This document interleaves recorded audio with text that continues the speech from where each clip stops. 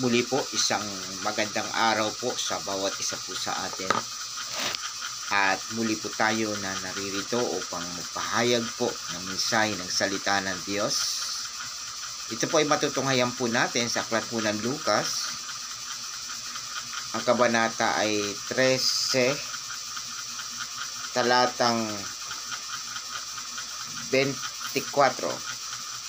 Sabi po rito, pagsikapan ninyong pumasok sa makipot na pintuan, sinasabi ko sa inyo, marami ang magpipilit na pumasok ngunit hindi makakapasok.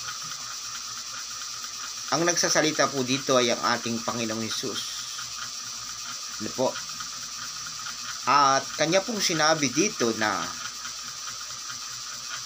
kailangan po nating pagsumikapan yung pagpasok sa makipot na pintuan. Ang ibig sabihin po nito, mga kapatid, ay sa Diyos po ay napakahalaga po ang buhay na mayroong kabanalan. Ano po? Kasi kung titingnan po natin ngayon sa panahon ngayon, iba na po ang takbo ng sanlibutan ngayon. Marami na po ang nag-o-offer sa tao sa paggawa ng pagkakasala. Ang standard po ng Diyos ay kakaiba po sa standard ng tao. Ang pamantayan ng Diyos ay ang pamumuhay ng may kabanalan. Kaya nga po roon sinasabi na may dalawang pintuan, isang makipot na pintuan at isang malawak na pintuan o maluwang na pintuan.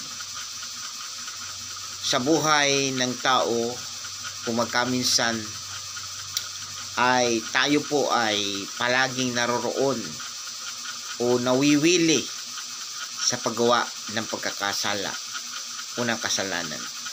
At yun po ay doon naroroon po yun sa tinatawag natin na pintuan na maluwang o maraming pumapasok roon na tao. Tandaan po natin, ang Diyos ay banal, kaya nga po sabi ng Diyos, tayo magpakabanal sapagkat siya'y banal. Ano po? Mahirap po ang pamumuhay ng mayroong kalinisan o kabanalan sapagkat naroroon po ang tukso. Pakatandaan po natin, ang tukso po ay hindi pa po ito nagkakasala ang tao. Kapag tayo po ay tinutukso, hindi pa po roon tayo nagkakasala. Pero kapag pinatulan na natin yung tukso, doon na po tayo nahuhulog sa kasalanan. At napakahirap po na tayo'y makabangon kapag nakalublob na po tayo roon.